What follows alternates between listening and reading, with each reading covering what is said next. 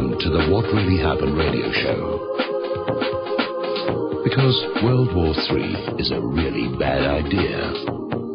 Here is your host, Michael Rivero. And aloha, America. Welcome to our show today. It is Friday, August 21st, 2015, and boy, oh boy, is there a lot of stuff going on here today. Phone lines are open, 877-300-7645. Tom is in our control room twiddling the dials and keeping us out of trouble. Couple of quick program notes. On Monday, our third hour guest will be Mike Strisky of Hydrogen House. They're launching a brand new project to show the viability of this technology. And, of course, Tuesday in our third hour, Dr. David Duke will be talking to us about the aftermath of his recent appearance on the Alex Jones show.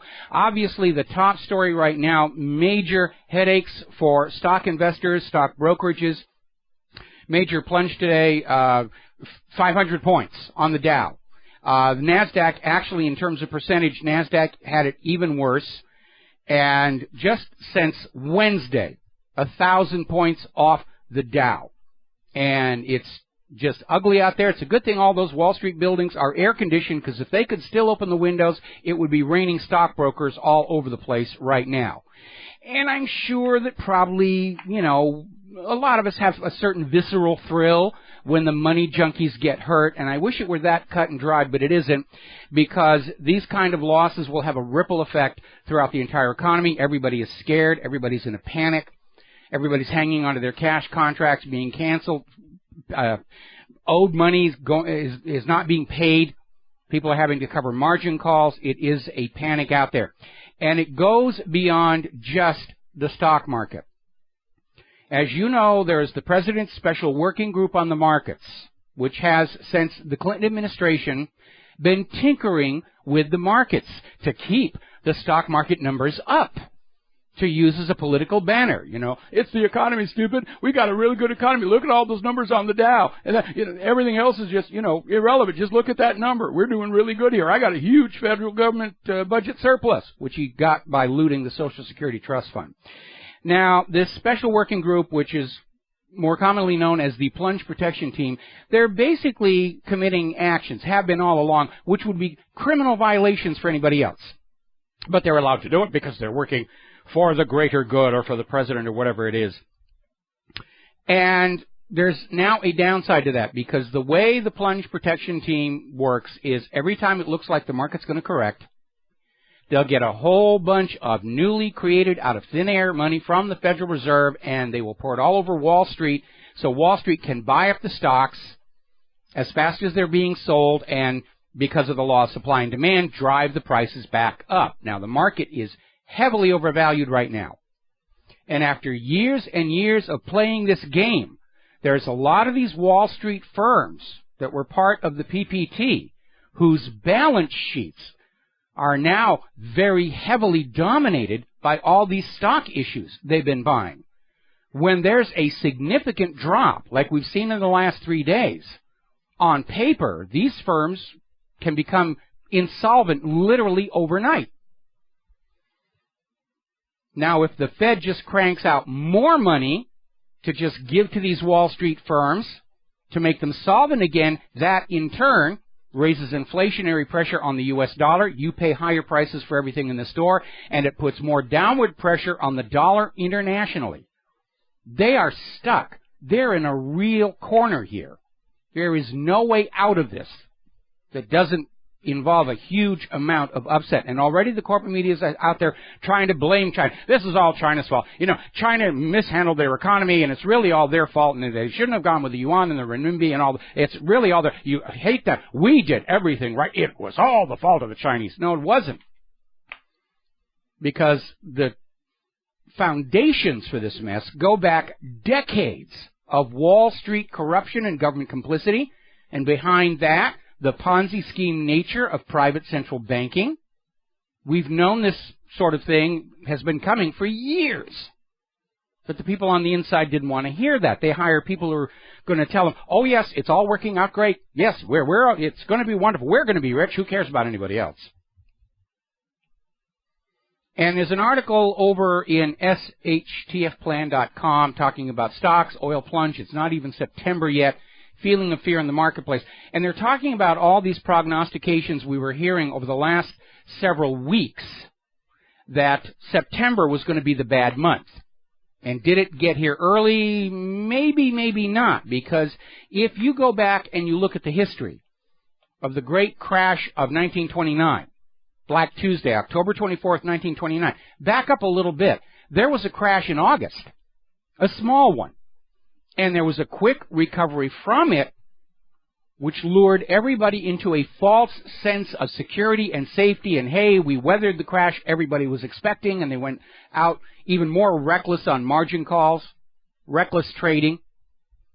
Today, I mean, it is the month of August. This could be the repeat of August 1929, with worse yet to come.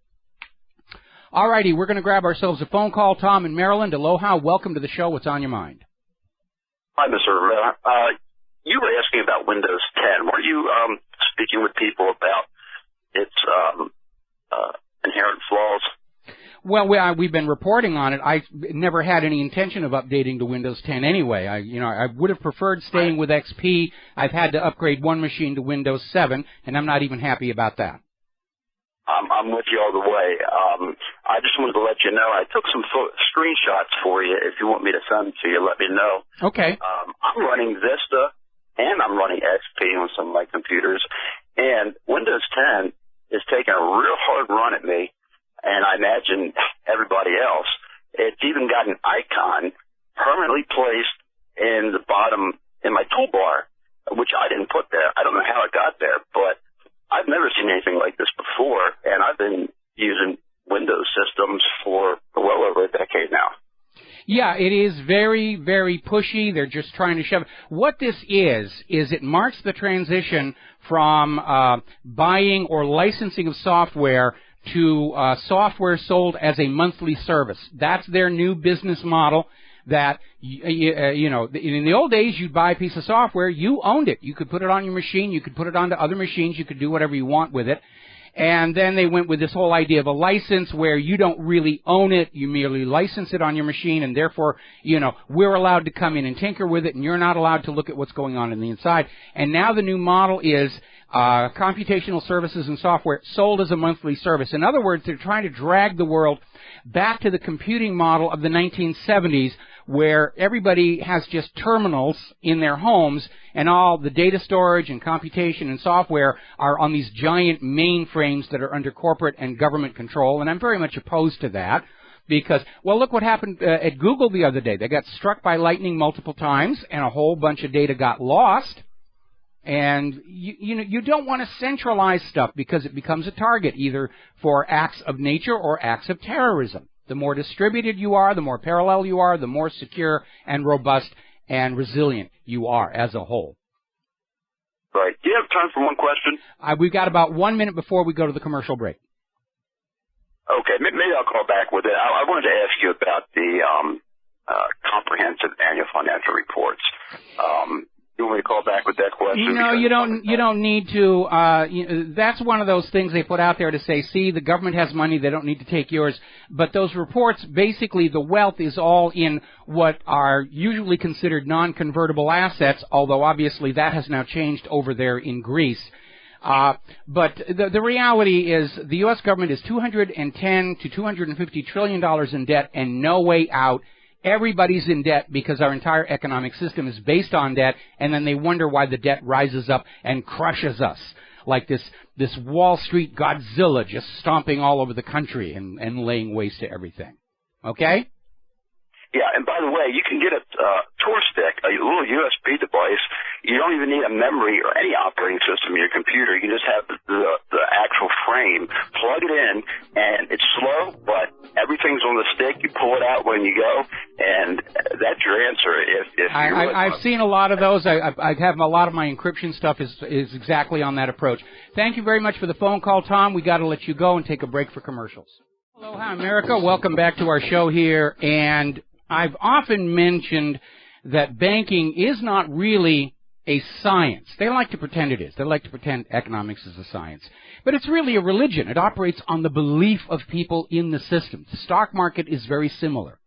People go with their gut, their beliefs. The reality is that so-called technical analysis past a certain point isn't going to work. Because if you have a newly created technical analysis for the stock market and you start trading using it, the market is going to respond to the change in pattern in trades. And the more you use your system, the less reliable the results are going to be. It's like Heisenberg's uncertainty principle at work in economics. So people tend to go with hunches, their gut, they're hooked on their adrenaline. These people who are on Wall Street every day are not the people who buy a stock, stick it in the safety deposit box, and then go back and look at it 20 years later when they're ready to retire. These are people who are just hooked on that constant up and down. They're adrenaline junkies, and they're hooked on that. And they behave just like gamblers. They really do. And brokers tend to call them the thundering herd because they tend to move en masse. And with a sense of fear permeating the investment market right now, it's not going to take much more for that herd to really panic. And the Federal Reserve simply cannot create enough new money out of thin air to keep things propped up if everybody starts bailing. By the way, gold is up $6 today. I'm sure they're getting ready to pour out all sorts of phony gold paper contracts to try and keep that under control.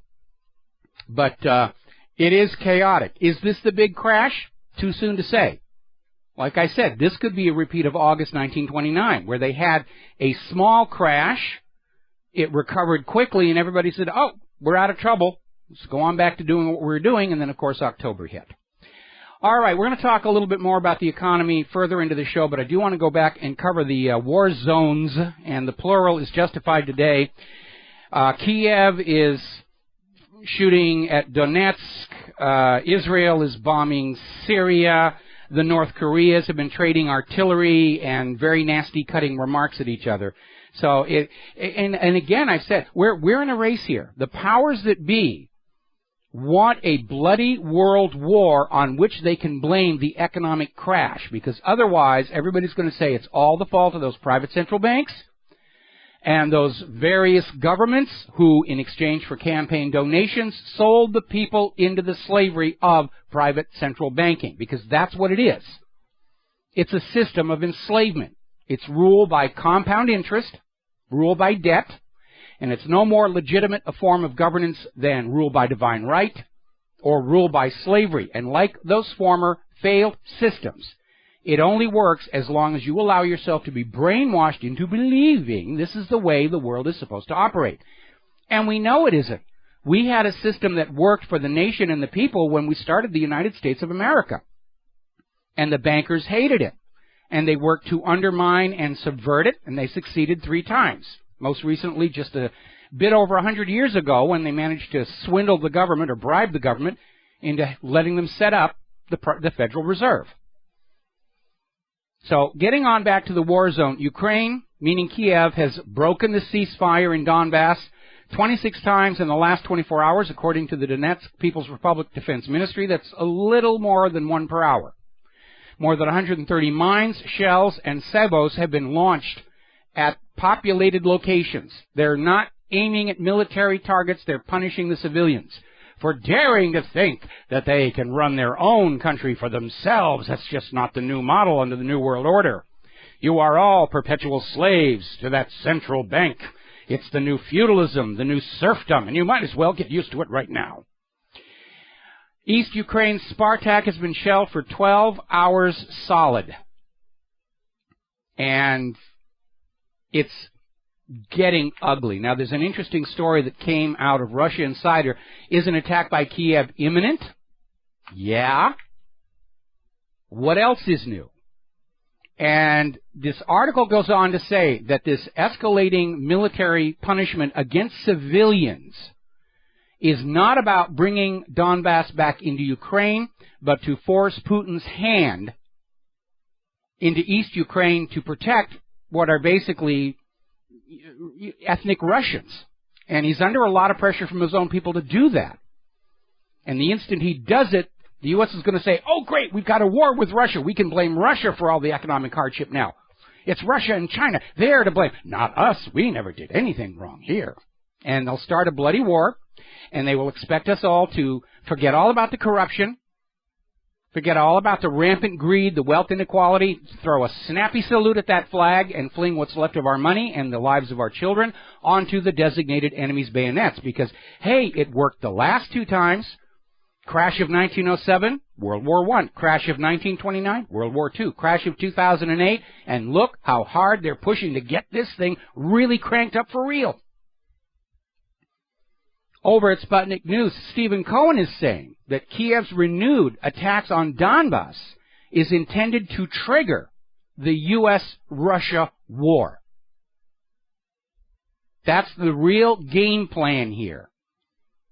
Mess up everybody's country, then get into a world war to sort of distract everybody here. And adding fuel to the fire, Secretary of Defense Ash Carter is running around declaring Russia an existential threat to U.S. They're coming to wipe us out. They want us to go away. And you know something? This is a repeat of the very pathetic propaganda we used to see back in the 1950s about the commie menace, the red menace. They're coming to put you under socialized medicine. Well, too late on that one. It's just constant fear-mongering. You have to hate the people we tell you to hate. And you will love the people we tell you to love. And you will ban the Confederate flag and the Gadsden flag. You won't use mother and father, or boy or girl. And we'll all be politically correct conquerors of the world. Meanwhile, Donetsk has made a complaint about the International Red Cross, which seems to be turning a blind eye to eastern Ukrainian militia fighters who are being tortured while in captivity by Kiev. So that situation is getting ugly as well. Now, getting on over to North and South Korea, as you know, yesterday we saw this peak in activity where both North Korea and South Korea have been shouting insults at each other over very powerful loudspeakers across the demilitarized zone. And at one point, somebody in North Korea fired an artillery shell. South Korea responded. And Kim Jong-un basically came out and said, we're on a war footing. There'll be indiscriminate strikes and so forth. Now, his war footing is already scheduled to end tomorrow afternoon. And I think we can sort of calm down on this one because Kim Jong-un declares a state of war every 6 to 8 months anyway, and it hasn't happened yet. We know that China isn't stupid enough to back North Korea in a revival of the Korean War. And so Kim probably has had his leash yanked good and hard at this point. We'll be right back. And aloha, America. Welcome back to the show here. Now, yesterday, Israel announced that 4 rockets flew out of Syria and landed in Israel in wide open dirt patches, no damage, no deaths, no injuries, nothing. A dust cloud. That's all it got, these 4 rockets. Israel has declared these rockets came from Syria, fired by Iran-backed Palestinians, trying to rope everybody in on this thing. Like, how could they possibly know? And let's be honest, if anybody from Syria, being helped by Palestine and Iran, was going to invite an Israeli attack by launching 4 rockets into Israel, don't you think they would have aimed at something important? Even for Israel, this is one of the most in-your-face, flimsy, concocted justifications for hauling off and attacking Syria, which is what they've done. Widespread artillery and airstrikes against Syrian military targets across the Golan, some as far up as Damascus itself. Israel isn't even saying Syria did it. They're saying we have a right to attack Syria because Syria let it happen. It was the Iranian jihadis and the Palestinians who did it. And it's all Syria's fault, so we're going to go bomb them. And we're seeing articles like this one over in Global Research. Is this a prelude towards a full-scale regional war? Yeah. Because that's what everybody's been working toward, and with the economy very, very obviously on the edge, they have to get the wars going now. And at this point, we are here. I mean, literally, Israel is blaming 3 different countries for these rockets that hit absolutely nothing of any value in Israel. And they're hauling off and just doing all this nonsense. So basically, you've got Israel is on the side of ISIS and Al-Qaeda against Bashar al-Assad. All right, we're going to grab ourselves a phone call. Andrew in New York, aloha, welcome to the show. What's on your mind? Hey, Michael. A lot of people have been, predicting economic collapse, people like your Sandline people. I think they'll be wrong because, I think there'll be, a stock market correction, it'll go down, 20 or 30%. That won't, still not bring down the economy. Economies never, truly collapse, only in times desperate wars, for example, in that crash of 29, in the Great Depression, only 25% of people were, unemployed and 75 as opposed to 42% that we have here already. The problem is that in 1929, the economy was more granular. You had pools of money and corporate interest that were actually fairly well isolated from each other. The problem today is everything is interlinked through derivatives, through cross investments, through all this other nonsense, and there is no way that a stock market crash is not going to have repercussions across the entire country because of all that. Credit lines are drying up. We're already seeing, companies are sending out layout notices already on all of this stuff. And it's going to affect everybody. Plus, you need to understand, we live under a fascist economic dictatorship right now. And under fascism, the losses are always transferred onto the ordinary people. And that's, I guarantee you, that's what they're going to be doing. We're going to see confiscation of wealth, possibly confiscation of gold and silver. They may even just come out and say, none of you own anything anymore. We had to give it to the bankers or Wall Street. We don't know what they're going to do, but I guarantee you they won't do a single thing to help ordinary American citizens or small businesses. It's all going to be focused on protecting those giant corporations because they write really nifty campaign donation checks.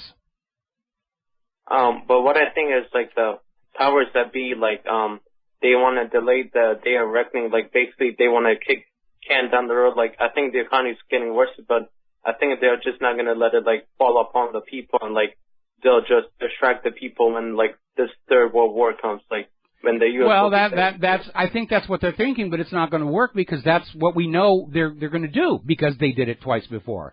And it's not a question. I've had all these people saying, "Oh, the government's going to deliberately crash the economy." No, nobody wants the economy to crash deliberately. But they've run out of dirty tricks they can pull to keep the economy looking like it's working. And everybody understands the market has been rigged. LIBOR was being rigged. Gold and silver being rigged. There's nothing of any honesty left anywhere in our financial and governmental system. And everybody is now thinking that, and they're starting to detach. They're dumping their stocks. They're getting their physical gold and silver. They're just going to stand back and let it all collapse. And I would hope that state governments all over the country are already putting together emergency committees on how they're going to issue their own currency by the government, not based on debt, not borrowed at interest from a bank, to keep their own commerce going, just like we're already seeing happen in Greece, where individual cities are creating their own currency to keep commerce powered. See, that's what locks up the commerce here in the United States of America. All the money has been sucked out of our pockets and put in the pockets of the bankers, but there aren't enough of these money junkies there to support the entire economy. When Americans have money, we're buying millions of flat panel TV screens. When the 1% have all the money, they may buy a couple of hundred. They can't support the consumer economy. And, business is going to stop making products for ordinary people because they know we don't have money to buy things with. And the entire economy is going to shift to providing luxury goods for the money junkies because they're the only ones who've got the money and they've got it all. And that is not a healthy national economy. That is basically a return to feudalism and serfdom. And again, I don't know that what happened today is the start of the big crash. It feels to me more like, again, the small crash that was seen in August of 1929. And next week, the numbers will be back up. Everybody will breathe a sigh of relief. They'll go back to making stock buys on margin call and being just as reckless and out of control as they always have been, because they're living off that adrenaline rush of being a trader. And then there's going to be a big crash a little further down the road. At this point, I do not expect to see the U.S. financial and government systems surviving past the end of the year. And again, it's hard to prognosticate accurately because they've got the printing presses and they can change the rules whenever they want. But it does look like we're heading into a final reckoning. We're seeing a repeat of what happened to the Soviet Union. The Soviet Union just diverted so much of the nation's wealth into preparations for war that they collapsed their own economy. And that's what's been going on here for the last 13 years. Any extra money floating around this country that wasn't being given to Wall Street or Israel or the one percenters, it was spent on things that burn themselves up. This idea that war is good for business is nonsense. It's only good business for those who are in the business of war. For everybody else, it's like taking all of our money, heaping it into a big pile, and setting it on fire for all the good it does long term. I think that the economy will not collapse, but I wanted to say about North Korea, it's kind of interesting, North Korea has nuclear weapons, and, if you compare it to, the treatment the U.S. gets, versus Iran, who does not even have, a nuclear weapon, but, it's being constantly threatened by the U.S., Iran. But if you look at North Korea... Well, look at Israel. Look at Israel. They've got hundreds of clandestine nuclear warheads. They refuse to sign the Nuclear Non-Proliferation Treaty. They refuse IAEA inspections, and everybody just stays silent about it while they go over and they pound on poor Iran, which doesn't actually have a bomb and doesn't seem to be building one either. Okay? No, I was reading online that they said that North Korea could be like a trigger man for World War III because, even though, North Korea... We've got those triggers. We've got way too many of those triggers. Kiev, Korea, Syria, Israel, Iran, they're pushing as hard as they can to get this thing going so your children can be killed for their fortunes. We'll be right back. Aloha, America. Welcome back to the show here. Now, getting on to the situation in Iran. And they are just piling on. Netanyahu is absolutely dedicated to proving he is in charge of U.S. foreign policy, and he doesn't care who knows it.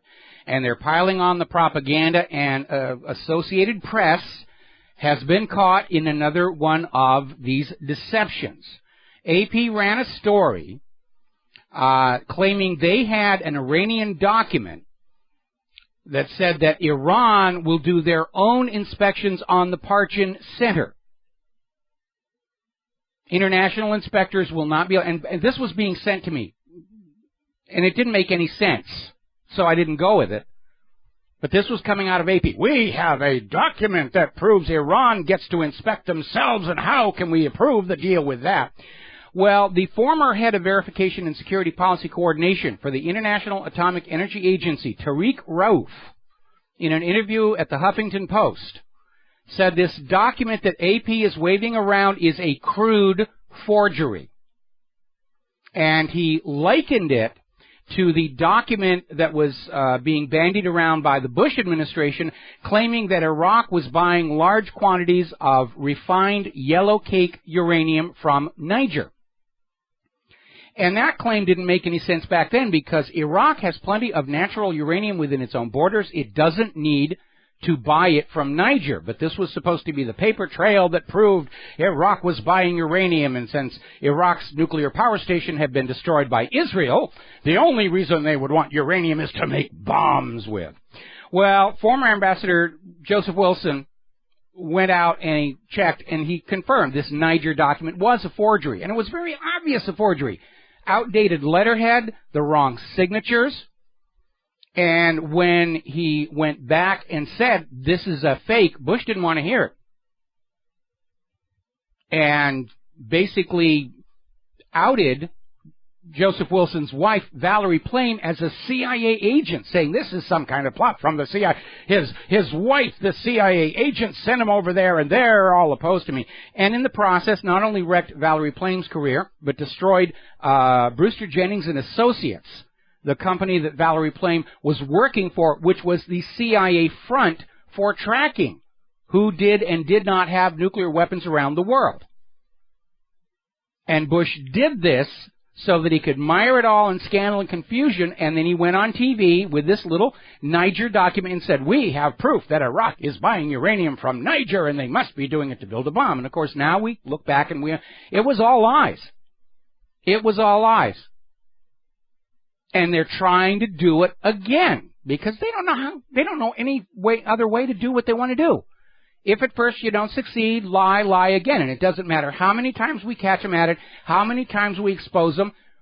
They just come back and say, oh, those people, they've already forgotten we lied to them yesterday. We can lie to them again today. No, you can't. Not anymore. The days of a trusting, naive, gullible American people hanging on every word coming from politicians and the corporate media are gone. They're gone forever. And the sooner you adapt to that, the better off we'll all be. And this seems to be an age when scandals are erupting all over the place, especially involving little children. The church, British media people, the British royalty, nobility, members of parliament, the Franklin scandal in the U.S. And now the United Nations is dealing with a scandal because more and more people are coming forward to say children are being raped by United Nations peacekeeper troops. And we were actually hearing little bits about this back in the 1990s. And back then, the United Nations was still looked on with awe and respect. And they would never allow things like that to happen. But, they used to say the same thing about the church, right? So now they're trying to deal with that situation. And that brings us, to this Sergeant First Class Charles Martland. This is a decorated veteran who just got discharged from the Army, kicked out. And the reason he got kicked out was he was aware of an Afghan police officer who had been trained, funded, and equipped at U.S. taxpayer expense, and this Afghan police officer had raped a small child. And when the mother tried to complain about it, this police officer beat her up. And so this sergeant did the honorable and moral thing, and he confronted this Afghan police officer about what he'd done, and he gets discharged from the Army. So, okay, getting on back to the economy. This is normally where we'd cover this. Brutal day on the stock market. Biggest single-day drop in the Dow since 2011. That's how it is. And I'm sure in the back room somewhere they're trying to figure, we need to distract, we need a war, we need blood to flow and just get everybody's mind off of that. I don't even care who you bomb. Attack somebody, attack anybody. Go ahead and nuke Israel. I'm sick and tired of Netanyahu. And they are. They want, race riots, anything they can get going so that they can stay in control as the economy starts to come apart. And again, one of the reasons why they're not going to be able to really deal with a significant stock market correction is because the more newly created money the Federal Reserve creates to pour all over Wall Street to try and deal with this mess, the more downward pressure there is on the U.S. dollar.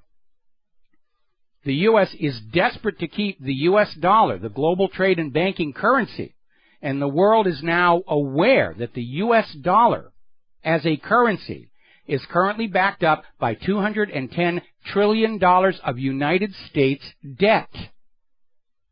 It's actually worthless at this point. There aren't enough taxpayers who, even at 100% taxation rates, can ever redeem all the Treasury bonds. The dollar is still the global trade and banking currency through fear of U.S. military intervention. That's been the lesson, the object lesson of all of these invasions into Iraq and lynch Saddam Hussein, invade Libya and kill Gaddafi. It's a message from the U.S. to all these other countries. You go on using the U.S. dollar or bad things will happen to you. Now, we had been hearing rumblings about a possible rate hike by the Federal Reserve, possibly in September. Obviously, that would be a very stupid thing to do right now, because every time they hike the rates and the cost of borrowing money to play in that giant open-air casino called Wall Street goes up, the stock market goes down. And so we're already seeing articles like this one over at RIMF saying that Janet Yellen is just bluffing when she's talking about a rate hike. They can't. They're just as solidly trapped as anybody else. They have to go on pouring cheap money onto Wall Street to keep this thing going. And what's really ironic, this is over at Washington's blog, the Federal Reserve, which created the idea of quantitative easing, is now admitting quantitative easing doesn't work. Gee, you think? Now, quantitative easing was the politically correct term for we're going to just create all kinds of money out of thin air and give it to the Wall Street firms so it looks like they're still solvent and functioning. But quantitative easing was nothing more than a bailout for Wall Street on the backs of the American people who pay the price for the inflation that all this new money has created. They're in a real corner. They've run out of magic tricks to keep it going here. Now, over in Greece, Tsipras is still trying to get the austerity package ramrodded through. He's done a complete 180 from what he campaigned on. A lesson to Americans listening to campaign speeches as we go into 2016. Tsipras has called snap elections in Greece. They're trying to form a new coalition government, but the problem is much of Tsipras' own Syriza party has broken off and formed a new party called Popular Unity that is opposed to what Syriza has been doing. So we may see the whole Greek government fragment. And the Greek people, I think, are probably not going to have much trust and faith in any new incoming government because of what Syriza did. Over in Hillview, Kentucky, population 8,000, they have followed Detroit into bankruptcy. They've now declared bankruptcy. They have something like $100 million in debt that they can't service anymore. No jobs, no tax revenues, nothing. Got to take a break for the top of the hour news. We'll be back with more after these few words. And aloha, America. Welcome back to our show. Hour number 2. The phone lines are open, 877-300-7645. We've got 2 callers, which I apologize up front. I didn't notice you were there till it was too soon, too close to the news break here. But let's correct that now. Keith in Montana, aloha.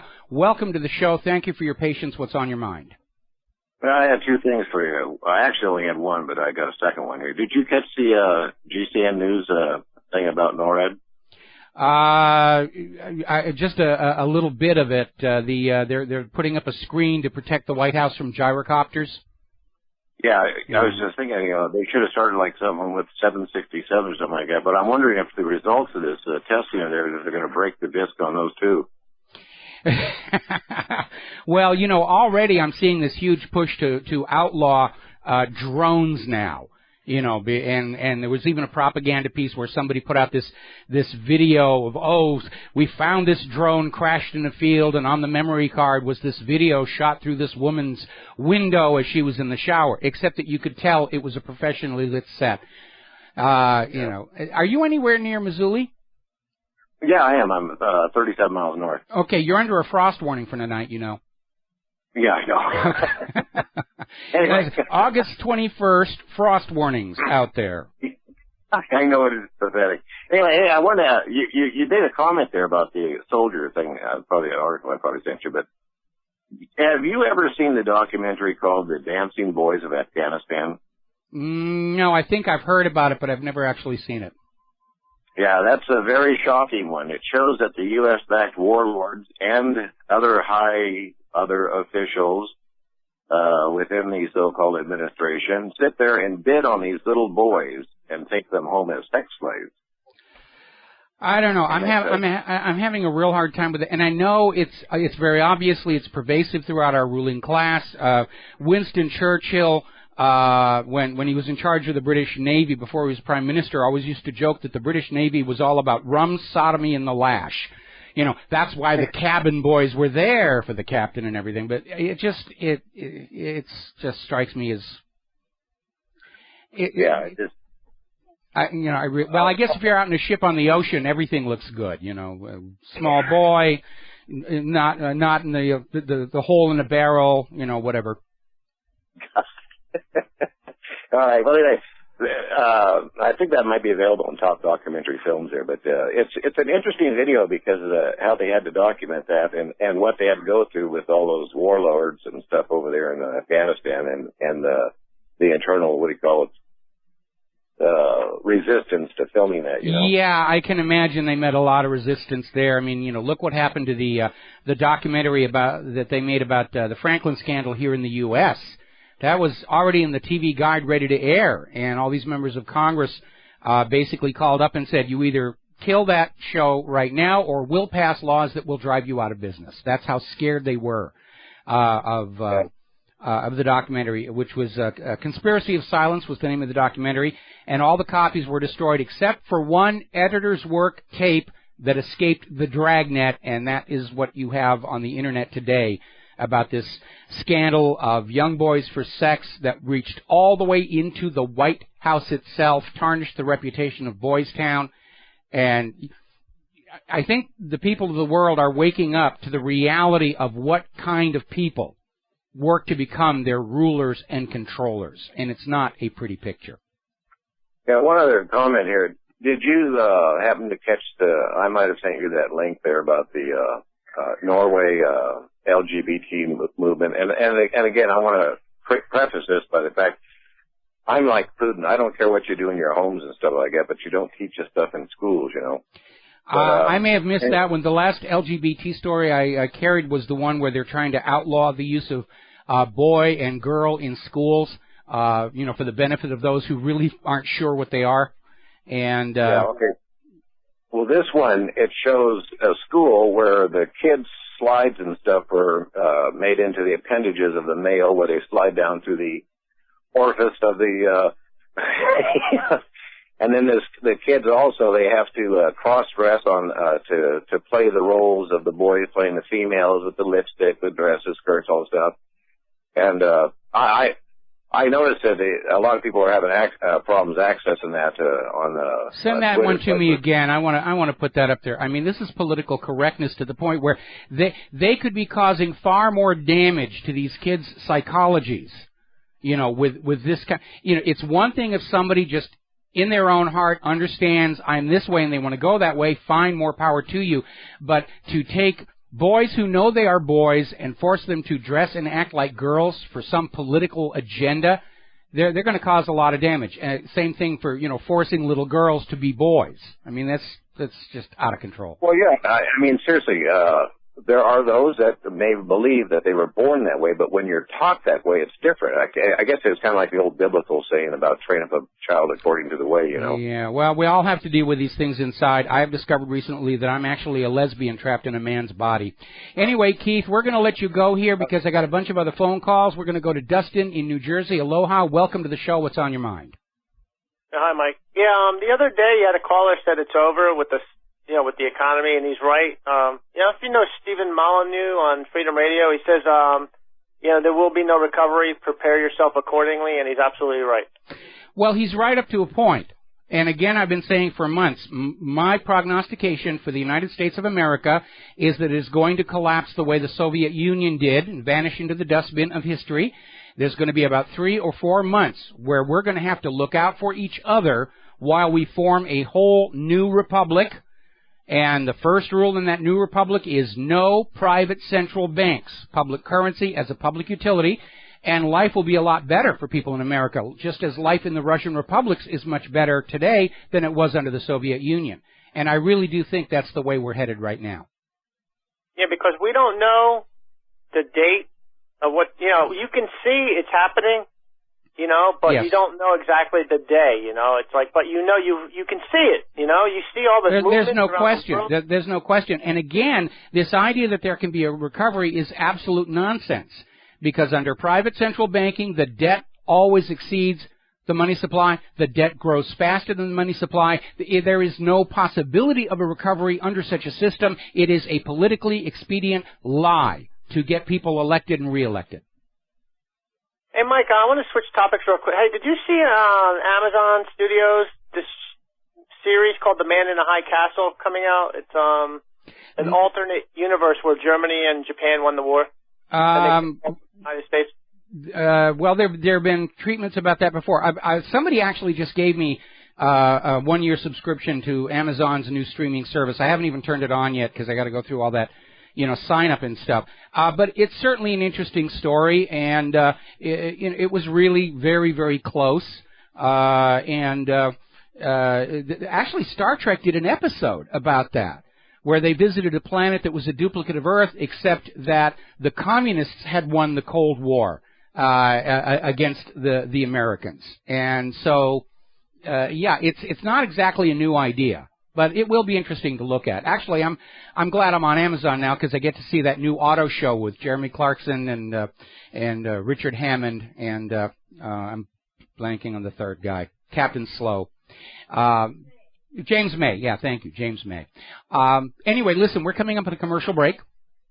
So thank you for the phone call. We're going to let you go, and we're going to try and squeeze Joe in California in the next few seconds. What's on your mind?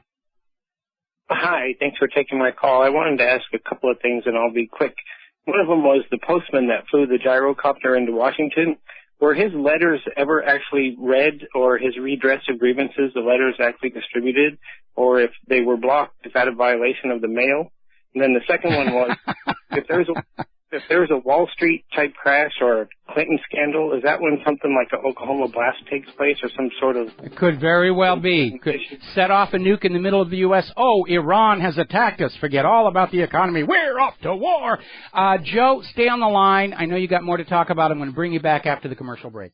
Hi, America. Welcome back to the show, and we're going to go right back to Joe in California. Joe, thank you for waiting, and you had one more thing you wanted to share with us, I think. Right. Well, the two things I was talking about, one was that postman and whether or not the letters that he wanted submitted to each of his elected representatives, if they ever received the letters or not. And well, if he was not operating in his official capacity, which being in the gyrocopter, I think not, then no, it's not officially the U.S. mail and a felony to interrupt it. It is, however, obviously in the First Amendment that we have a right to petition our government for redress of grievances. Unfortunately, what they did not write into that is the government has got to, take care of the problem. The way the amendment is written, we have a right to confront our government and say, you're messing up, and the government can say, yeah, okay, go back to work, which is what we're seeing over at the White House petition site all the time. Right. Well, they just put the fence up higher, that's all. Yes. And the other thing was, if there's a Wall Street type crisis, or like when Bill Clinton needed a crisis before and then suddenly the Oklahoma building blew up, and you can use a crisis to your advantage, so to speak. Yeah, all the time. You remember when Monica Lewinsky finally got her day before the Congress about that whole stained blue dress? She walked out expecting a phalanx of reporters, and there were empty steps because Clinton had hauled off and launched cruise missile attacks into Sudan and one other country, claiming that they were destroying biological weapons laboratories, and it turned out to be an aspirin factory. So you, the American taxpayer, got to pay not only for the cruise missiles that blew up the aspirin factory, you got to pay to replace the aspirin factory. And then the other thing is, if the NSA was caught at the Ask the Madison website, would that mean that the NSA acronym would change to Now We Solicit Ashley or something to that effect? Yeah, that would be a good one. Apparently there's been an even larger data dump from the hackers that is including, there were CEOs of major corporations were logged into this site. And it's a huge embarrassment. It's going to be boom times for divorce lawyers all over the country. And the irony, of course, is the entire website was a fraud. 95% of the female profiles were completely phony. It was all guys looking for some married woman to have a quick fling with.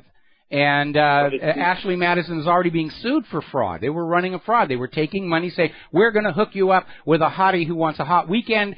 And all the 95% of the female profiles were fake. And I haven't been to the website myself, obviously. I'm going to take a guess that the 5% of the profiles for women that were real were probably not somebody you want to take out anyway. Well, like you said, it's not the crime that brings them down, it's the cover-up.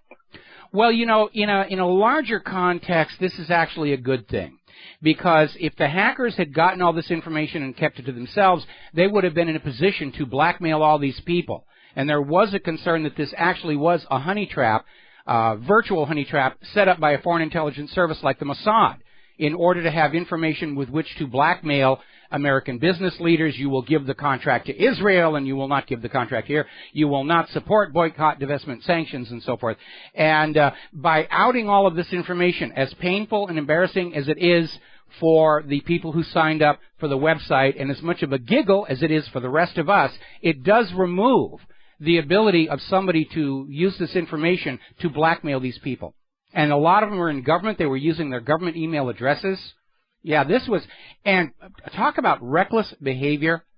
And I understand, you know, affairs are something that do happen all the time. I think the current statistics here in the United States are that 50% of all married people are going to have one extramarital sexual encounter during their marriage. Those are the numbers. And, but to put out the website and then people dumb enough to sign on to the website, I mean, that shows a complete lack of awareness of what's going on the Internet. I mean, forget the cyber criminals. You know the NSA is looking in on this stuff that you're doing. So is Windows 10, for that matter. Okay. Well, have a great weekend. All right, same to you. Thank you very much. Now then, getting on back to the economy here, over at Investment Watchdog, Christopher Markowski came to the conclusion that financial fraud is the world's second oldest profession. And I guess Ashley Madison was cashing in on the oldest one, or maybe that was a hobby. They weren't actually selling stuff here. But we're already hearing more news about layoffs. Yesterday I was talking about our woes with our latest installment of a Hewlett-Packard printer, where if it's got a little tiny paper tray, and when you run out of paper in the middle of a print job and you put the paper in and you're supposed to hit the reset button cancels the print job. And so you have to sort of figure out where you were, and it's a big headache. You can apparently get around that by lifting the little door where the ink cartridge goes and slamming it shut, and that'll clear the paper out error and leave your print job intact, and swing the dead cat over your head 3 times and turn counterclockwise and spin on a mirror or whatever the incantations are here. And so it looks like Hewlett-Packard hasn't really fully recovered its quality and reliability from the days of Carly Fiorina.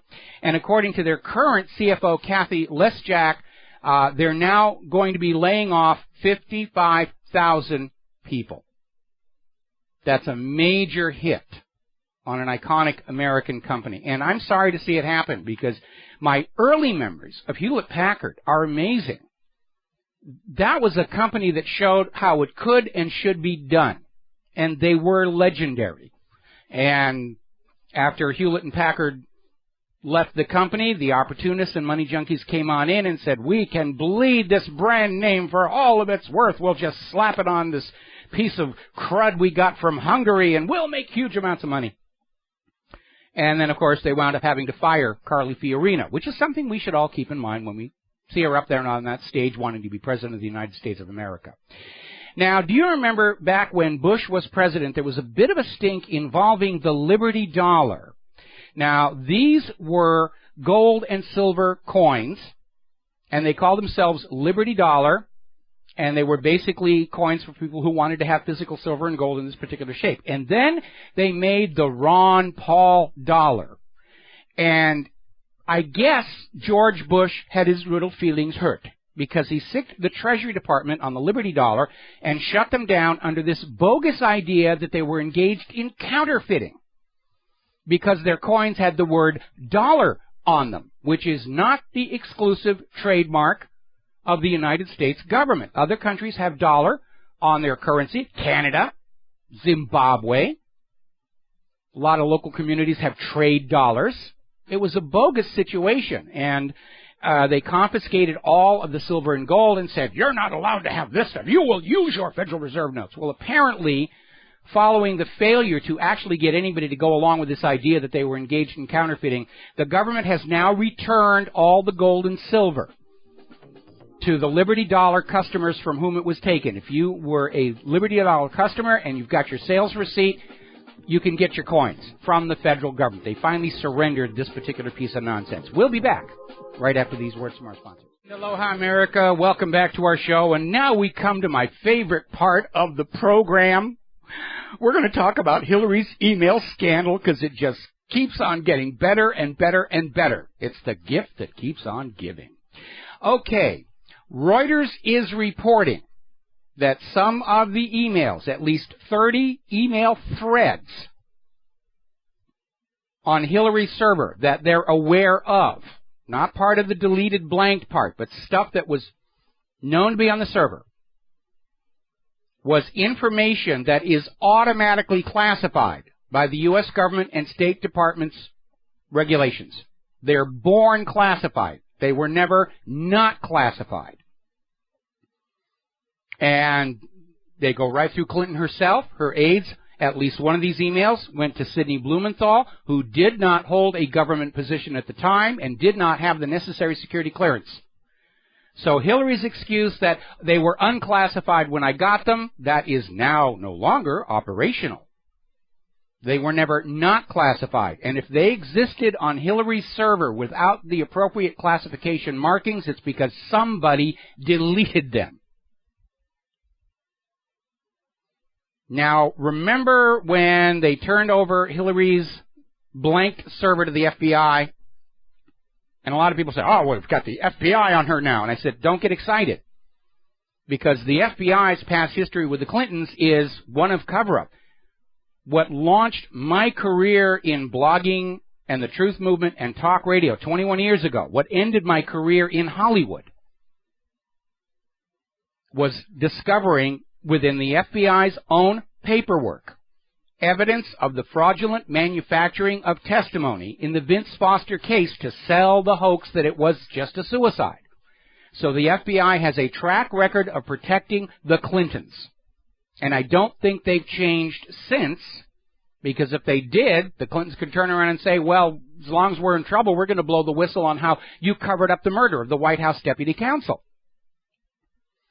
So now we're getting word from the FBI that maybe, kind of, sort of, we might actually get something off the disks on Clinton's server because whoever blanked the disks didn't do a really thorough job, blah, blah, blah, blah, blah, blah, blah, blah. And if you are the sort of person who uses a disk overwriter, and I am, there are different grades of overwriting a disk.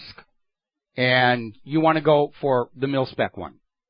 But it's almost irrelevant because there's been a new revelation here coming out of Platte River Networks. Because it turns out Hillary's private email server was not in her house in Chappaqua. It was being housed at a data center in New Jersey where Platte River Networks set it up. Okay, so now we have a second company, not necessarily vetted by the DSS, with access to Hillary's server. All the employees in that data center in New Jersey had access. And remember, the contents on that server were not encrypted. And the ramifications go beyond that because every commercial data center on the planet keeps backups of all the data. That's their business. Your data is safe no matter what happens. Your home machine goes down, you've lost everything. If our machine goes down, we put a new machine in, go to the backup tapes, it's there. So all this nonsense about whether or not the FBI can recover data from Hillary's server is total nonsense. The data center in New Jersey has tape backups. Platte River Networks said they certainly had to exist from before the deletions.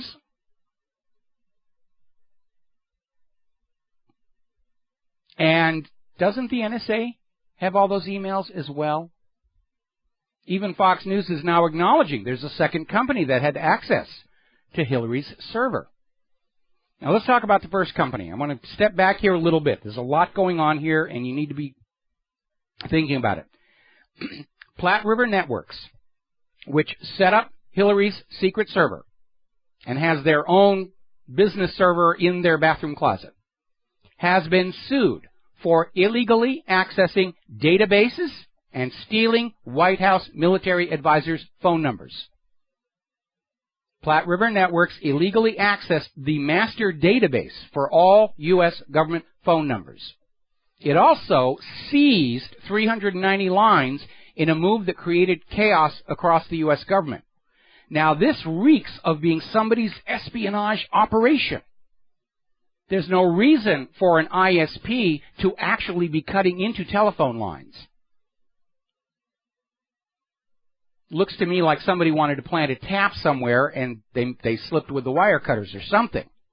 But it doesn't make any sense for an ISP company to be digging out these phone numbers and going into these phone lines unless they're a spy operation. Remember just before 9/11, and the FBI uncovered the largest foreign spy operation in U.S. history working for Israel. And part of the operation went through two companies that were Israeli companies. Amdocs, which processes all the phone billing records for American telephone companies, which gives them the data to know who is calling who. Traffic analysis is a very powerful intelligence tool. And the other one was Converse Infosys, which had the contract to install the eavesdropping equipment into the telephone system in the U.S. And there were suspicions, as it later turned out, well-founded, that Amdocs had its own backdoor into there. So Israel could listen to any phone it wanted to in the United States of America. And some of this information was used to notify Israeli-linked drug dealers of pending raids by drug enforcement agents, because apparently their text messages, their pagers were being hacked. I know if you're young, you don't know what a pager is. It's sort of a cell phone without the phone part. It's a cell phone for text messages only. That's what a pager is, and it's one way. This reeks of an espionage operation. Hillary went all the way from New York to Colorado to hire this company, which was never vetted by the DSS per her own husband's presidential executive order. This supports the idea that Hillary may have been engaged in selling U.S. secrets in exchange for donations to the Clinton Foundation. That may be the real scandal behind the emails, along with what happened at Benghazi. They're trying to do a limited hangout. Oh, it's just the email server. Don't look beyond there to espionage at the highest levels of the government. Forget about what happened to the ambassador at the consulate in Benghazi. It's all about the email, trying to limit the damage here. Now, as you know, earlier in the week, a federal judge ruled that Hillary Clinton did violate government policy in the handling of her private email server. It's turning against her. Judge Napolitano is out there saying it's a question of when, not if, the government charges Hillary Clinton. I hate to disagree with the judge, but the Clintons are untouchable. They got the goods on everybody. Look at how that other judge down in Florida just threw Larry Klayman's RICO lawsuit against the Clinton Foundation out of court. No explanation. Clinton-appointed judge refused to recuse himself over an obvious conflict of interest and just tossed it out. Same way the state Supreme Court in Wisconsin threw out the investigation against Scott Walker as soon as he declared for the presidency. A lot of people are out there saying, over in IntelliHub, the test for the justice system in the United States of America is the indictment of Hillary Clinton. And I'm sorry, it's not going to happen.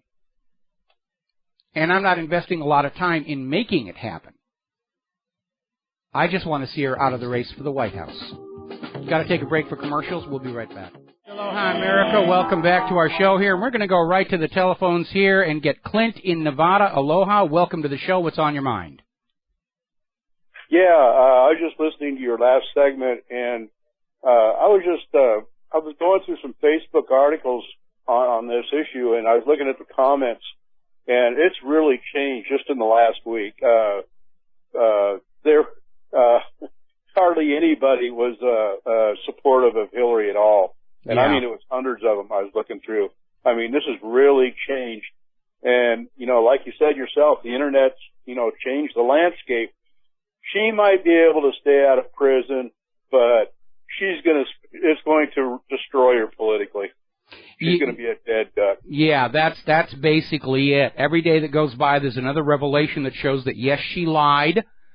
You know, now all of a sudden, now that we know that much of that information that was on her server was classified at the moment of its creation, she can't go on saying, well, it wasn't classified when I got it. I'm a victim. They just changed it after I got it. Now we know that was a lie. And every day it just gets worse. Anything else, Clint? Well, yeah, I want to ask to be clear on that one file we talked about yesterday, the keyhole special intelligence file. Yes. Now, the security guys on Michael Savage, were they talking that it's got embedded encryption to protection that it cannot be emailed? I don't know about embedded encryption, but I know that keyhole data is not emailed because of the threat of a man-in-the-middle attack. And Hillary's server didn't have any encryption. And it gets back to another question that we need to start asking. Hillary keeps insisting no classified information went through her private server, but yet as Secretary of State, a lot of classified information is a part of her job. So if she wasn't using her own email server, what server did she use? Because it certainly wasn't the one provided for her use by the United States government. Right. I think you're going down the right road, Mike. I think this is an Israeli espionage operation. Somewhere they're involved.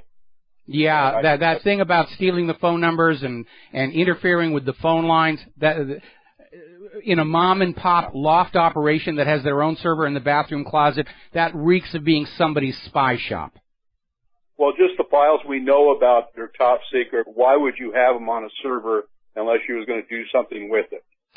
Well, like I said, you know, Robert Hansen used to take his documents and put them in a package and tape them underneath a bridge, and Hillary just decided, it's a virtual world. We'll have our espionage delivery system on an email server that anybody can hack into at any time at all. And we do know it was hacked into. There was that hacker in Europe who was giving some of these emails to Russia Today. So there's no question. This stuff was exposed. Anyway, Clint, thanks. It's like a digital Walker case from the 80s. Yes, it's exactly what it is. I think that's one of the big scandals behind the scandal is high-level espionage. And remember, when Bill Clinton was president, they were authorizing the transfer of high technology to China, and they were getting campaign donations for it for Bill's second campaign. And a lot of people were saying this was stuff that China should not have been given. And it looks like Hillary is playing the same game. Anyway, I got to let you go. All right, thanks an awful lot. Got to let you go. We're coming up on the news break, and I want to get through the rest of this. Judge Janine is out there saying Hillary could be charged with at least 7 crimes, and she should be indicted. And I agree she should, and she should go to jail. I don't think it's going to happen because she's untouchable. One of the laws she may be in violation of is 18 U.S.C. Section 793, which covers national defense information and people who misuse it to benefit a foreign power. Which, if Hillary did trade some of this information for a campaign donation, that's 10 years in prison right there. Even Bloomberg is out there. They're turning on her. Bloomberg's Heilemann is saying this is getting worse by the day for Hillary Clinton, and I love it. It's like the Chinese water torture. Every day that goes by, another drop plops onto her forehead.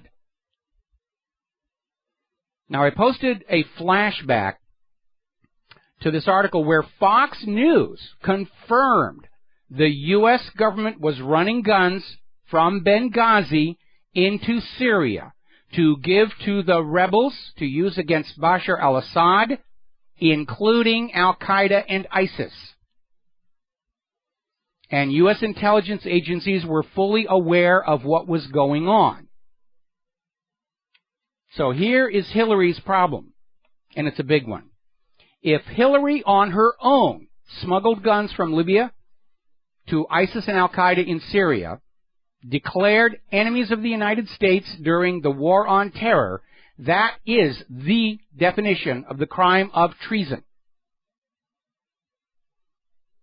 Now, I think probably she didn't do it on her own. Obama told her to, but he can't admit that. He can't come to her defense without 300 million Americans suddenly realizing what a complete hoax this whole War on Terror has been, and how their tax money is being spent to arm the terror groups that more of our tax money and our children's blood is spent to oppose. Hillary's just become a live liability for the entire administration and the intelligence community. And for somebody who is co-partners in their own dead bodies list, that's got to be making her very, very nervous. Prison may be the least of her concerns. Hillary could suddenly become very depressed or suffer a crash of her campaign airplane. But at this point, what difference does it make? Which takes us to the Lugar-Obama Act of 2007 and 2008, which set up government tracking of all arms transfers. So, yes, Obama had to know that these arms were going from Benghazi to Syria. There's no way he couldn't. All right, we're going to grab a phone call here real quick. Ed in Georgia, aloha. Welcome to the show. What's on your mind? Hey, Michael, how you doing? We're doing fine. This is simple. I just think you're doing a wonderful job. Thank you. That's all I want to call about. You're doing a wonderful, wonderful job enlightening people of what's going on. Thank you. Thank you. I appreciate it. All right, I'm going to hang up and listen to some more. I'll call you later. All right, thanks an awful lot for the phone call. Heading up to the top of the hour. Okay, Hillary's in pure defensive mode. They're purely reactive. And now she had, last week she was blaming the Republicans. It's the vast right-wing conspiracy. Obama hates me. You all hate me because I'm a powerful woman. You all hate me because I'm gay. That's really what's going on. And today, they've changed tactics. Hillary is blaming the U.S. government itself for its ridiculous classification rules. Really, the reason I wasn't following all this stuff is I just decided it was nonsense. Try that with a traffic cop. I ignored that speed limit sign because I really think that that's a lot of nonsense. And Hillary is out there, her people are out there saying, really, none of this stuff should have been classified in the first place. You don't get to make that decision. There is a formal process of classification. There's a formal process of declassification. And you have to have security clearances at both ends. The people destroying classified information have to have security clearances. And they didn't. Whoever wiped the server probably didn't have a security clearance. Now, there is a story over at Investment Watch blog saying that the Obama administration is going to feed Hillary to the wolves in order to keep the lid on the larger scandals behind this, which is what happened at Benghazi, the gun running, the fact that the U.S. is arming the people we're told are our direst enemies, and, of course, a scandal of a presidential candidate and a former First Lady and a Secretary of State spying and selling information to foreign powers. That's a scandal that can wreck the entire government in its current fragile state. It's a long time between now and November 2016, Hillary. And we've got lots and lots of stuff to go through yet that we have not even begun to put out there for people to digest. We'll be right back after the news. Aloha, America. Welcome back to the show. And I just put up this article from Cranes, New York. Democrats fret over lingering questions about Clinton's use of private email. And then the subheader is, lawmakers say turning over server hasn't kept the issue from being a distraction. They wish it was a distraction. And by the way, when the arrests took place at the Watergate Hotel during Nixon's campaign for re-election, the GOP declared that a distraction. It's a distraction. It's nothing. They were trying to equate Hillary's email server with Deflategate. Much ado about nothing. It's not important. Really, we've got to talk about abortion and gay marriage and all those other things that we worked so hard to plant in your mind. How dare you decide for yourself that Hillary's email scandal and its possible links to espionage conducted at the highest levels of the U.S. government by our highest officials, gun running from Libya to Al-Qaeda and ISIS by high-level government officials. How dare you decide that that's more important than Black Lives Matter or abortion or all the rest of that other stuff? Yeah, they wish it was a distraction. No, it isn't. And we're going to keep it in the focus, because there's a lot more to be uncovered. It doesn't stop with the server. It doesn't stop with Hillary violating the law. This reaches far deeper. Remember, Richard Nixon was forced to resign the presidency rather than face impeachment, because the last thing anybody wanted, Republican or Democrat, was an actual trial on the floor of the U.S. Senate, because sooner or later, somebody was going to ask, why with Nixon's re-election a study in foregone conclusions? Was it necessary for them to break into the Democratic headquarters at the Watergate Hotel? Because the answer to that question would have brought down the entire government. Now, for those of you not up on it, the Democrats had gotten hold of some high-quality pictures of the 3 tramps arrested in Dealey Plaza, November 22nd, 1963, that were arrested and then very quickly let go, and that identified 2 of them as Frank Sturgis and E. Howard Hunt. This is why Hunt was leading the Watergate burglars. It was his own rear end was in the sling. And the GOP, apparently Nixon was afraid, the Democrats were going to blackmail him with these pictures. So they had to get them and destroy them to cover up the link to what Nixon was always talking about, that Cuban thing on his White House taping system. And it wasn't really about Cuba. It was about the assassination of President John F. Kennedy, which we all know now was a conspiracy, and there was a cover-up, and the Warren Commission was just a pile of USDA choice bovine excrement. There's 2 levels of secrets in the government. There's the small personal scandals that are the fodder for mudslinging during campaign season.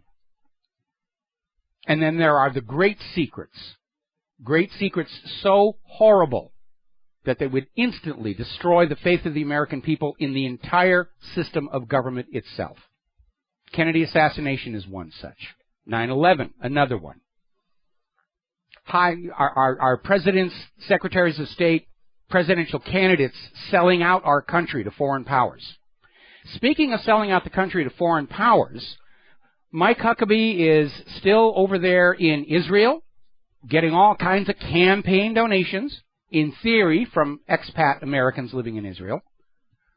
And he's still out there saying that the West Bank is not occupied territory because it is part of Israel, and we shouldn't say it's occupied. Now, this contradicts official U.S. government policy that considers the West Bank as occupied territory, occupied by Israel, and construction of settlements in that territory illegal.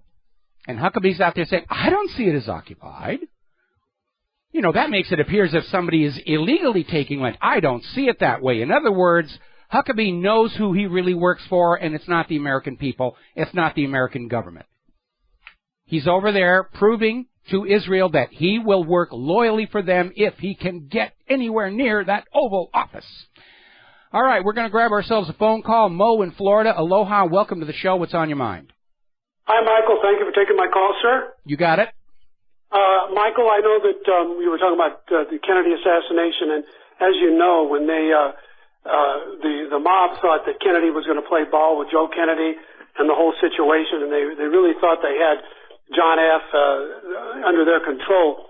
When he got into office, he had an epiphany. I think you even mentioned this, and he went against the mob and you know, the CIA, the whole thing with Dulles and whatever. And I was trying to bring up a point the other day, and I think you misunderstood me. My point is this, and I want to get your thoughts, that Donald Trump, I think, maybe one of the kind of like history, it doesn't repeat, but it rhymes. I think the possibility Donald Trump went into this, and then he's got this public support, and he, you know, maybe he didn't go in for exactly the right reasons, but he could be kind of the Kennedy thing where he wants to do what's right now. But I think, like you said, man, he needs to wear his Kevlar underwear because these people are going to gun for him, and that's just my point. I want to get your thoughts. Thank you. No, you're absolutely right there. I mean, they're trying the Ron Paul treatment on him. It's not working, and I'm fully expecting they'll try the Robert Kennedy approach on him because these people, you know, will do anything, including starting a new world war, to hang on to their positions of wealth and power. That's absolutely what goes on here. And the situation about the epiphany, I think that White House can be a very, very powerful influence on people. I mean, the building itself and its history. Now, I've never been to the White House. I've never been to Washington, D.C. I'd love to go. I understand there's a bunch of really cool museums there. But I think Kennedy, you know, growing up, son of a rum runner, you know, friends with organized crime, you know, he got shipped off to the South Pacific because he was getting in trouble with too many girls, and Joe Kennedy did want him to run into politics. And then he got into the PT-109. They made a big hero out of him, and he came back, and And he ran for the White House. And I think he walked into that White House, and all of a sudden it wasn't just fun and games anymore. He was the president of the United States of America. And I think he just had a moment of conscious thought saying, okay, I'm going to try and do the job right. And it's not just him. I think that's what happened to Vince Foster. Because Vince Foster came up with the Clintons from Little Rock, Arkansas. He was part of the Rose Law Firm. He and Hillary were catching theirs on the side, and they didn't even have the benefit of Ashley Madison. And Vince Foster was one of Clinton's 4 top fundraisers who were showing up with bags of cash and listing the Democratic National Committee as the donor's address.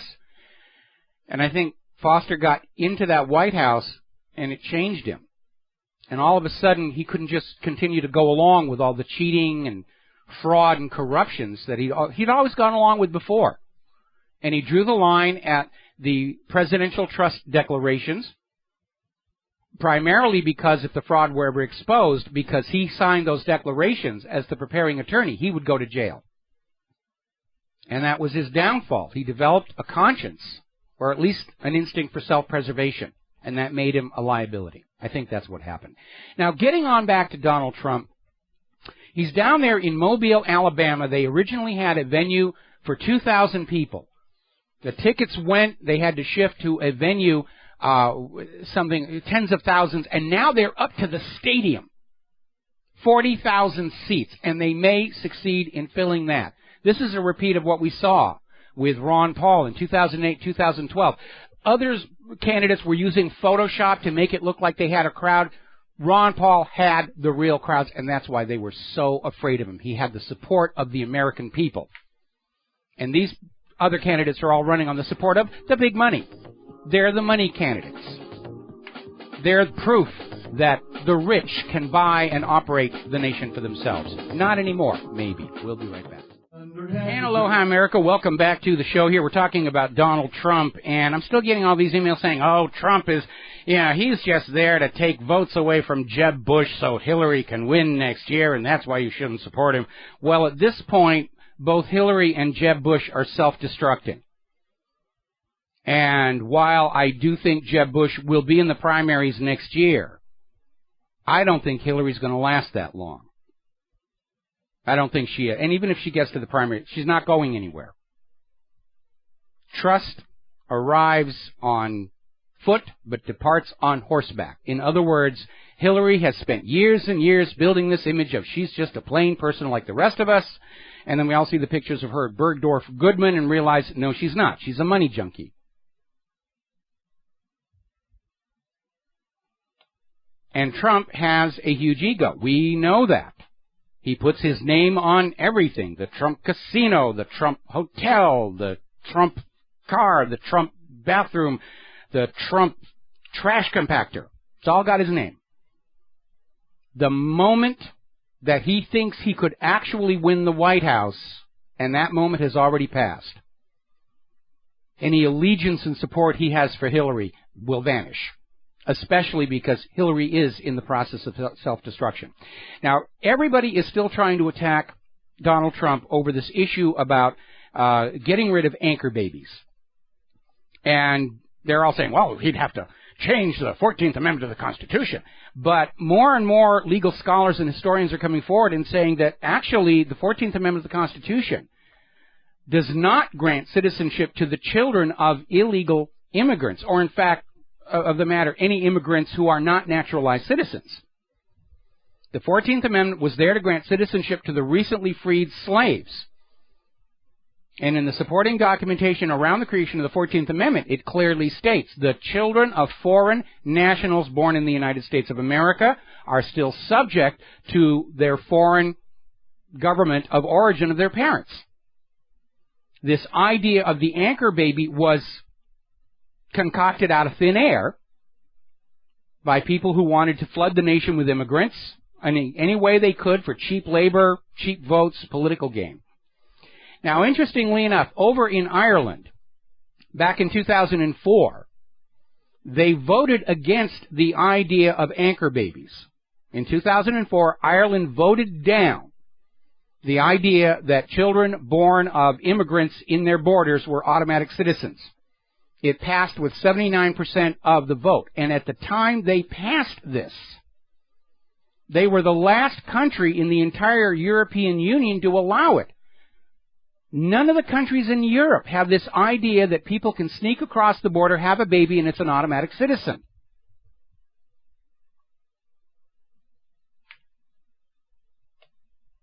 Washington Post is apparently out there trying to make fun of Bernie Sanders' surging crowds.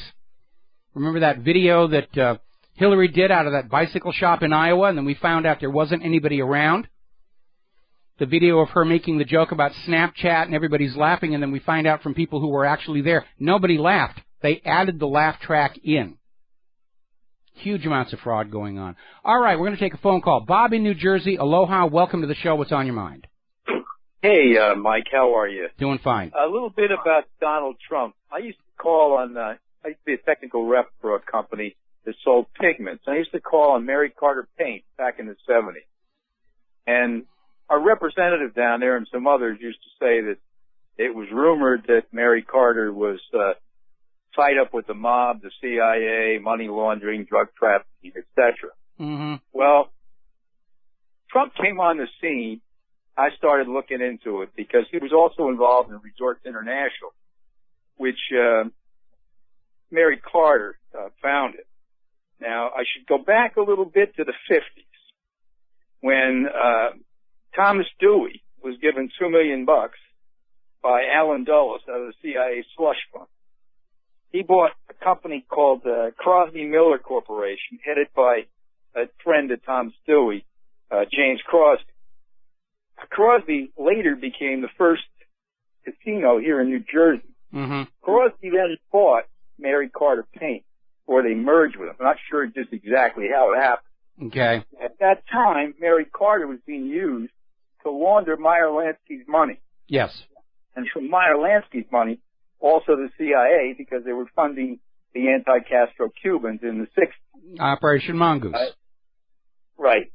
Along comes Resorts International, which is founded by the Mary Carter people, and then the Mary Carter people eventually sold off the paint company. I think it still exists, but in another state, not Florida any longer. Anyway, so Trump was involved with the CIA, the Meyer Lansky clan, and the Mossad. Because the Mossad also used okay, you've taken a leap there from a documentable series of business transactions, and I'm not saying that Trump isn't connected or at least cooperating with CIA, because in our country, when you get above a certain level, CIA will approach you. I mean, they even approached me when I was at CBS. I turned them down because I thought they were all scum. So, we know certainly that, the Clintons were neck deep in CIA drug running and the rest of it. And it's like this idea, where everybody's writing in saying, oh, Trump is saying good things about Israel. Well, they all say that. All of our politicians are saying good things about Israel. All of our politicians are, connected to CIA. So it's kind of a null push. And so my support for Trump is based on the fact that he is going to shake things up at a time when this nation needs a real good shaking. Because I think I and just about everybody else listening to this show, we're sick and tired of politics as usual. We're sick and tired of corruption as usual. The Oval Office is not an hereditary prize to be handed back and forth between two dynastic ruling families.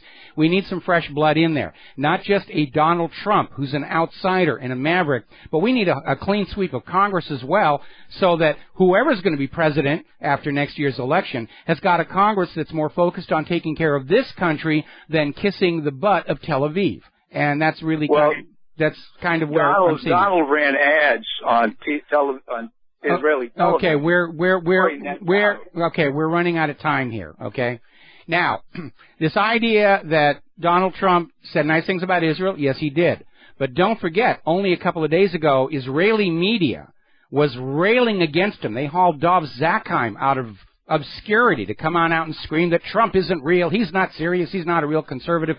Apparently, even the British press is now out there trying to smear him. That's how terrified the global bankers and corruptors are of this man. And I'm not saying Trump is perfect. He's not. And there are some things he said I don't agree with.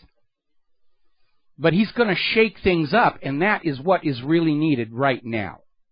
Okay? So that's where I'm coming from on that. We got to take another break for commercials. Back after these few words.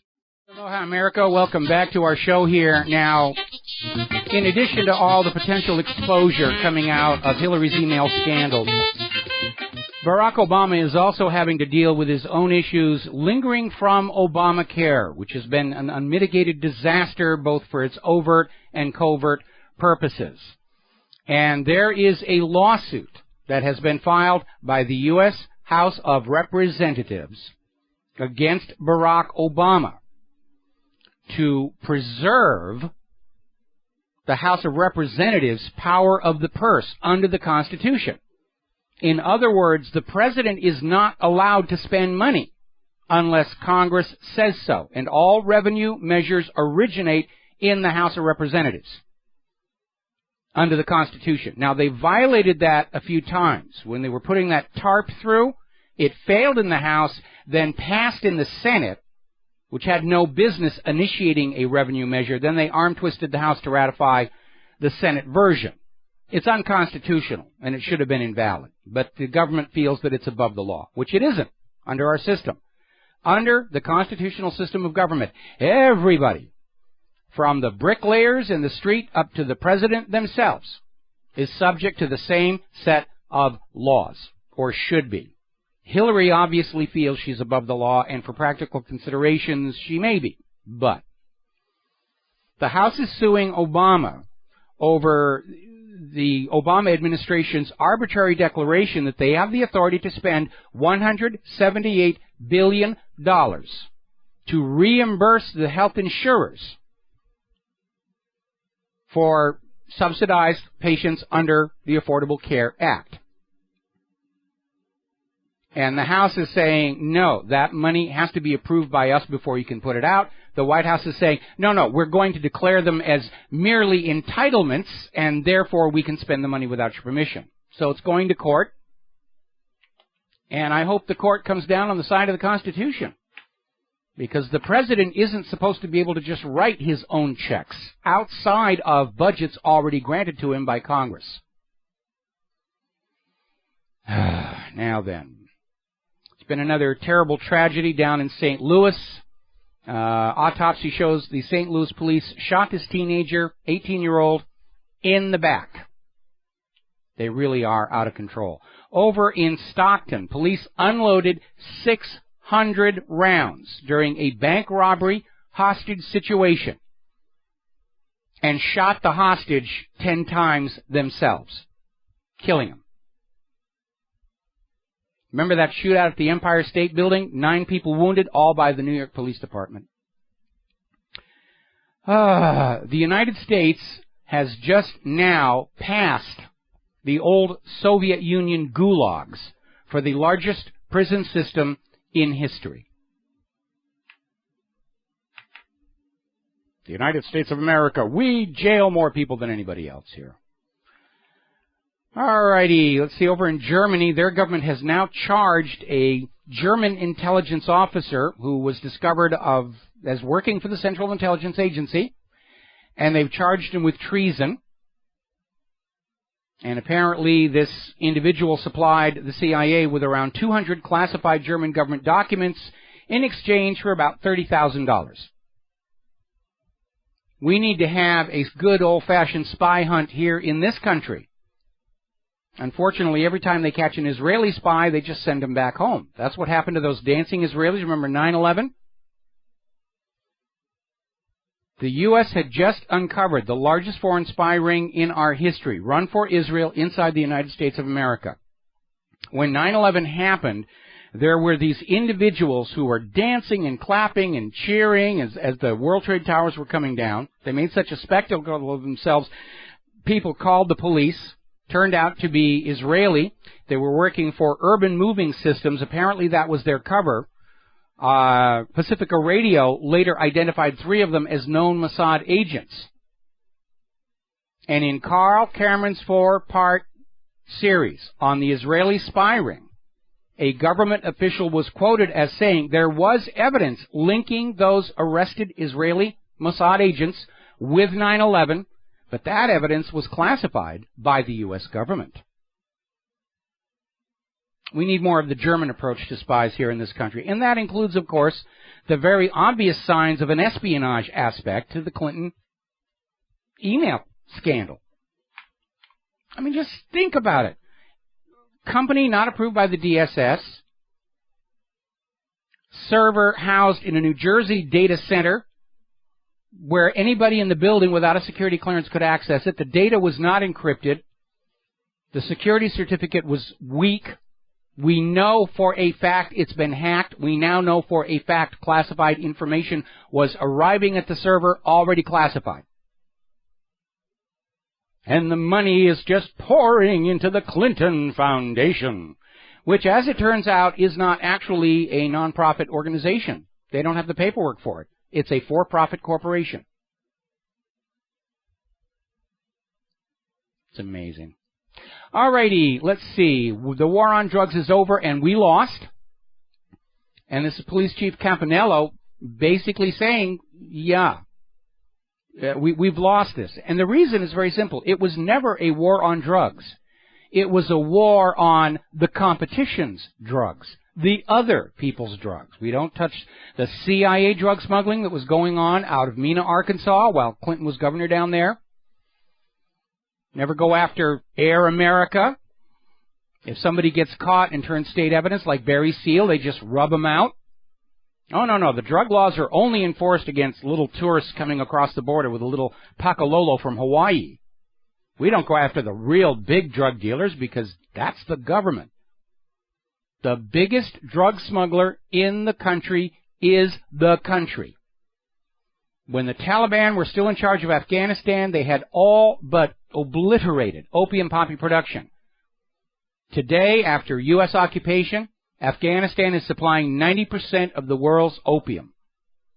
And we have photos, we put them at WhatReallyHappened.com, of the opium poppy fields being guarded by uniformed troops, the Americans and their allies, and bags of raw opium being shipped and loaded by uniformed military, Americans and their allies. We're all waking up to the reality of the true nature of our government and the people who are in it. And it is absolutely nothing like what you were brainwashed to believe they are in the public school system, on TV, in movies. They're really not that way. It's basically the mafia with their own flag, is what it comes down to here. All righty, let's see now. We have reports. It is now snowing in the Rockies today. Huzzah, huzzah, huzzah, huzzah. And that's kind of cool. We were reporting on it yesterday, but it turns out that it was snowing in Colorado back in July. Montana. So it actually started snowing in the United States last month, but the corporate media didn't want to report on it. They had more important stories to tell us, like how July was the hottest year on record, according to the National Oceanographic and Atmospheric Administration.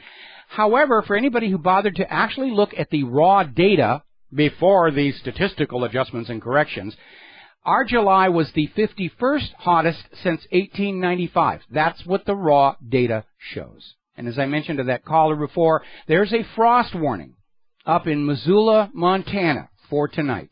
This is still August 21st. We're going into a brutal winter. More about that when we come back from these commercials.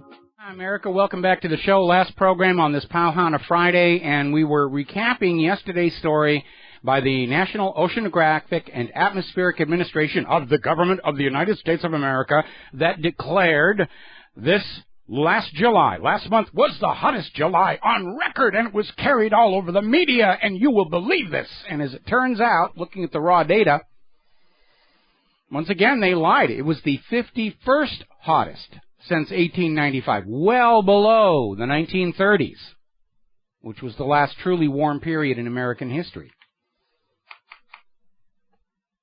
We've had 38% growth in Arctic ice since September 2012. That's the hard data. And they're still out there saying, oh yeah, the world's getting warmer. It's all your fault. You may not have the heat there. You may be under snow and ice, but trust us, overall, hiding at the bottom of the ocean, up there in the layer in the atmosphere, the heat is really there, and it's all your fault.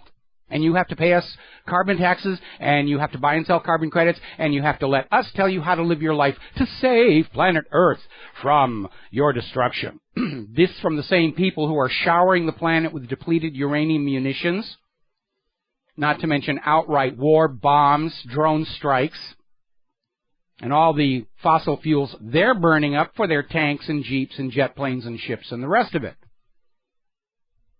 But it's all your fault, you and your plastic bags. Now, yesterday there was this story that came out how 2 million people in California in the Midwest, it's been discovered their drinking water supply is contaminated with uranium.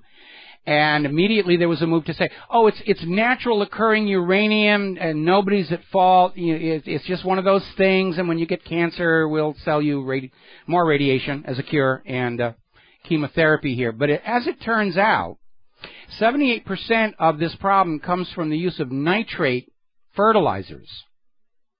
And nitrates oxidize the uranium in the soil, which is what makes it soluble in groundwater. If it weren't for the nitrate fertilizers, the uranium would stay in the ground where it belongs. So, something going on. All right, let's wrap up today's show by bashing Planned Parenthood as they richly deserve. And I got to tell you, since I got on this situation, on this subject, I have been getting nasty emails from all these feminists. You know, you hate women, you want to make us broodmares, you want to enslave us, you want to do this, you want to take away our right to reproduce, or not reproduce. No, I'm perfectly in favor of birth control. I don't have a problem with birth control. For men or women, you know, come on guys, take some responsibility. I have a problem with women who want to pretend they're not that kind of girl. And they don't have birth control, then nature takes its course and they get pregnant and they say, oh, I'm just going to go over and, you know, use abortion as retroactive birth control. Because it's not really human. You know, it's just a blob of protoplasm here. In fact, I got an email from somebody saying, really, a fetus, until the moment it's born, a fetus is really just like an appendix. It's just like you get rid of the appendix, it's just like it. And I replied back, yeah, you're absolutely right. It's just like an appendix, only with arms, legs, eyes, nose, lungs, heart, and its own appendix inside. Other than that, they are absolutely perfectly identical. So apparently there is a new video that has been leaked out showing that, yes, indeed, Planned Parenthood is basically taking living fetuses out of women and literally carving them apart for material to sell to various labs while this fetus is still living. And I'm not going to go into the details because, frankly, it's a little bit nauseous. And they're harvesting these tissues, and we've had other doctors coming back saying that these tissues are of no commercial value unless they're harvested right at the point of death or just before. They deteriorate too quickly. So there's a story over here over in Life News about this video showing Planned Parenthood harvesting the brain of an aborted baby who was still alive. And after the procedure was done, the heart was still beating. It's like Planned Parenthood is filled with zombie doctors. Must have brain. Must have brain. There's another story over here. This was over in crack2.com about one woman who went through an abortion at Planned Parenthood, tried to change her mind. They wouldn't let her, kept saying, it's not a baby. It's not human. It's something that you don't want. And apparently took it out of her and just threw it on the tray and started going through looking for parts while she was still there. And needless to say, this woman has now become a very vocal critic of Planned Parenthood. And they're trying to smear her and everything. Now then, if you are a woman, you have probably endured the very painful ritual of the annual mammograph, where you go in and you get X-rayed for breast cancer. And, every year there's an annual ritual of sounding the scare of cancer and getting you in there to get your mammogram. Switzerland just banned them because their research is showing the exposure to the radiation of mammography is actually causing more cancer than they're detecting and curing. The unsafe side effects were of tremendous concern. There are other diagnostic methods like diaphanography, but mammography, it's, good for business. It's another product to sell you. Now, the gun grabbers are out there. Apparently there was another shooting someplace in the U.S. They're making a big deal about it. Oh, see what happens when the guns are bad. All right, here we go. The number of physicians in the U.S. is 700,000. The accidental deaths caused by physicians per year are 120,000. The total number of Americans killed by medical mistakes, by doctors, nurses, pharmacists, is 400,000. Okay? Doctors are killing a lot more innocent Americans than guns do.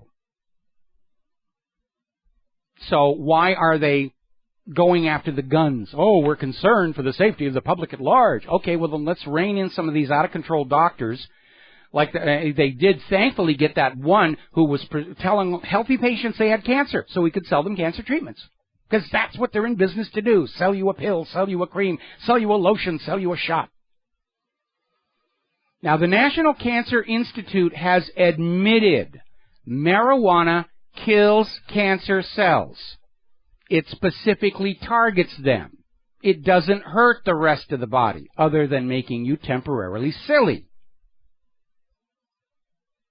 But marijuana has to be banned and forbidden as a treatment, because you could grow that in your backyard, and then you wouldn't be forced to buy very expensive radiation treatments and chemotherapy treatments sold by the medical industrial complex. Because the whole point of the medical industrial complex is not the care and help of the American people. It's about maximizing profit from ineffective continual treatments, and they don't want a cure. They don't want a cure for anything. They say they do when they're fundraising. We're searching for the cure. Send us money. How many actual cures have they found? None. But they always have another treatment. Or a vaccination. We found this vaccine that you have to have every so many years. We found this treatment, which if you have the disease, you have to take every month. And there's a story out of Investment Watch blog that really nails what's going on. In our debt-driven society, the medical profession has abandoned the idea of medical ethics. We're into an age of forced vaccinations, abortion profiteering, and the silencing of dissenters. We are seeing more and more critics of vaccination and abortion being attacked by organized, financed smear teams, hit teams. And finally, our last story for today. You are not going to believe this one. Not too long ago, because Israel is running out of real survivors of the Holocaust to go on extorting money from the rest of the world, they started saying, well, the children of all the Holocaust survivors, they had to experience that trauma. They're suffering. Therefore, you have to go on making Holocaust reparations for what your parents did to our parents. And everybody say, come on, you're crazy. That really doesn't make any sense. Apparently, Israeli scientists have proven, they claim, that Holocaust survival trauma is passed on in the children's genes. That's what they're claiming. The DNA carries the trauma, therefore you must go on giving them money forever and ever and ever and ever. There's the music. Time for me to get on out of here, get something useful done with the rest of the day. We will be back Monday here on the GCN network. And until then, have a good weekend and aloha, America.